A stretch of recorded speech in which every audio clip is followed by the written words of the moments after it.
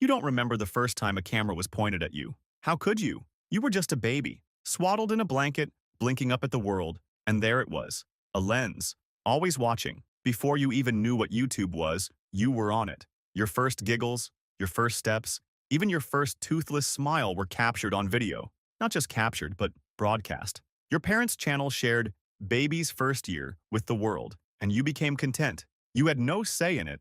How could you? From day one, life was a stage and you were the star who didn't even know it. As a toddler, the camera was as familiar as any family member. You learned to associate its red light with your parents' voices urging, "Say hi to the camera, sweetie." You'd babble or dance, and they'd cheer. Not just for you, but for the footage. When you threw a tantrum at 2, wailing over a dropped ice cream, that too went online for millions to see. A world of strangers witnessed your meltdown before you even understood what an audience was. Your childhood milestones, adorable or awkward, were served up for clicks. You had no choice in your exposure. Your face, your tears, your first words, all of it belonged to the internet. By preschool, you know what "let's do another take" means. There's footage of your 4th birthday where you blow out candles in front of a tripod. The first try isn't exciting enough, so you do it again. Bigger smile, until your parents get the perfect shot of wide-eyed surprise. Fake smiles and over-rehearsed reactions have become normal. You don't even realize it's acting, performing happiness on cue. And when you stay on script, you're rewarded with a treat or extra praise. You bask in the good job hugs that follow a successful shoot, not questioning why they come only after the camera turns off. You begin to equate being loved with being camera ready. If you make the viewers laugh and mom and dad happy, you must be doing something right. You tell yourself this is love, and in a way, it is. It's just the only version of love you know, one that comes with conditions and a camera in your face. At 6 years old, a seed of doubt takes root. You learn to ride a bike and take a spill, scraping your knee. You remember sobbing from the pain, but on the vlog, it's just a triumphant montage set to upbeat music. The hurt and tears are edited out or shown only as a goofy blooper. Later, as your parents scroll through hundreds of comments calling you brave, you wonder, are they happier that you did this? Or that everyone online saw it? It's a confusing thought, one you don't dare say out loud, but it lingers. You try to shake off that doubt because of course your parents love you, right? Still, everyday life offers little reassurance. There's the time you had a high fever, miserable on the couch, and your mom still propped up the camera. Poor baby is sick. Send her get well wishes. Or the time you woke from a nightmare sobbing, and instead of just comforting you, your dad hit record to capture the parenting struggle for the vlog. Moments that should have been private were turned into content. The stress of always being on starts to weigh on you. In your life, nothing feels sacred or just yours, not even your tears. At 8, you get your first taste of internet fame. You're at the grocery store with your dad when a stranger rushes over, already knowing your name from the videos. "We love your channel. Can we get a picture?" You freeze, clinging to your dad's leg. Still, you manage a polite smile because you've learned that's what's expected. The stranger walks away thrilled. You feel exposed. You feel like a product, not a person. Your parents beam. You have fans. But you're quiet on the car ride home. Being recognized was supposed to feel good, yet it leaves you with a gnawing discomfort, as if you were an object on display. As you enter your preteens, that discomfort grows. Curiosity and dread leads you to search your own name online at 11. It horrifies you. Years of your life laid bare, videos of your toddler tantrums and silly moments you never even knew were filmed, all with thousands or millions of views. The comments. Some are kind, some are mocking, some are deeply unsettling. Your stomach churns as you realize your childhood isn't yours anymore. It belongs to everyone who watched. No matter how badly you want to, you can't undo it. Those embarrassing, precious moments will live online forever, out of your control. By 13, resentment is your quiet companion. You still plaster on a smile for the vlogs, but off-camera you've grown withdrawn. At school, you don't know who to trust. Classmates either idolize you or resent you. Either way, you feel alone.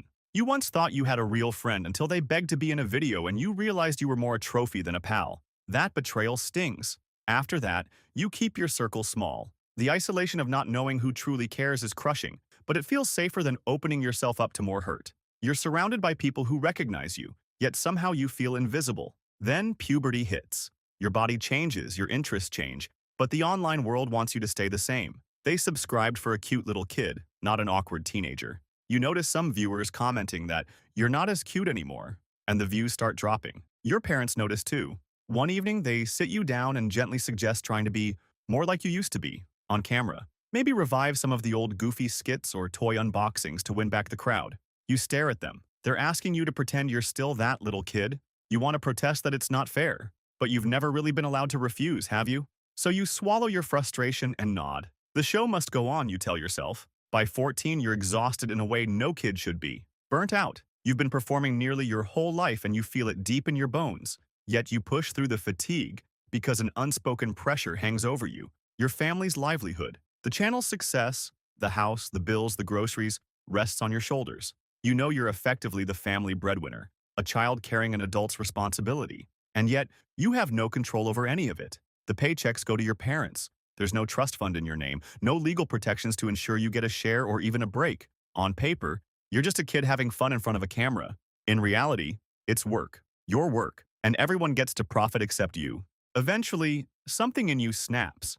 At 16, you hit your limit and finally say, no. No to the camera, no to sharing this next piece of your life. It's your first real refusal and it comes out in a storm of tears. What follows is a blur of raised voices and confusion. Your mom cries. Your dad turns red with anger. They call you ungrateful, accuse you of ruining everything they've built. They worry what will happen to the channel now, as if the views matter more than your well-being. The fight is messy and painful, but amid the chaos, you feel a glimmer of something new, relief. For the first time, you're standing up for you, and it feels like a breath of fresh air in a room that's been stuffy for years. In the days that follow, the cameras fall silent. An uneasy hush fills your home once the constant vlog chatter stops. In that silence, you finally have room to think. You see how wrong it all was, how you were never given a choice, how your childhood was treated like a commodity. You can't get those years back, and that realization cuts deep, but it also fuels you with a resolve to protect whatever's left of your youth. Now you're 18, standing at the edge of adulthood, and the camera is finally out of your face. For the first time, you decide what to share with the world, if anything. Looking back feels like watching someone else's story. That smiling kid on screen, you feel pity and anger for them. They deserved privacy and a chance to grow up without an audience. Instead, every vulnerable, joyful, and embarrassing moment was turned into a show. The whole world watched you grow up, but hardly anyone knew you. Sometimes you wonder if even you know yourself, beyond the role you played. The effects of this upbringing don't disappear overnight. You still flinch when you see a phone lens pointed your way, expecting that you need to perform. You have to remind yourself that it's okay to just be, that you don't owe anyone a smile or a perfect moment. Trusting others is hard. You're always waiting for someone to turn you into content again. But little by little, you're healing. You're learning what it's like to have moments that belong solely to you, to laugh with friends and know it won't end up online, to make mistakes and know they won't be judged by millions. Each unshared memory is like taking back a piece of your childhood. You carry a hard-won wisdom into the future. You've seen the shiny side of fame and the shadows behind it. You survived that childhood. Now, as you step forward into your own life, you're determined to do better. You vowed that if you ever have kids, you'll never subject them to the same spotlight. The cycle of stolen childhood ends with you. Finally, you are free to live on your own terms. No more lights, no more scripts, no more performing on cue. The world may remember you as that YouTube kid star, but now you get to be what you always should have been, just a person.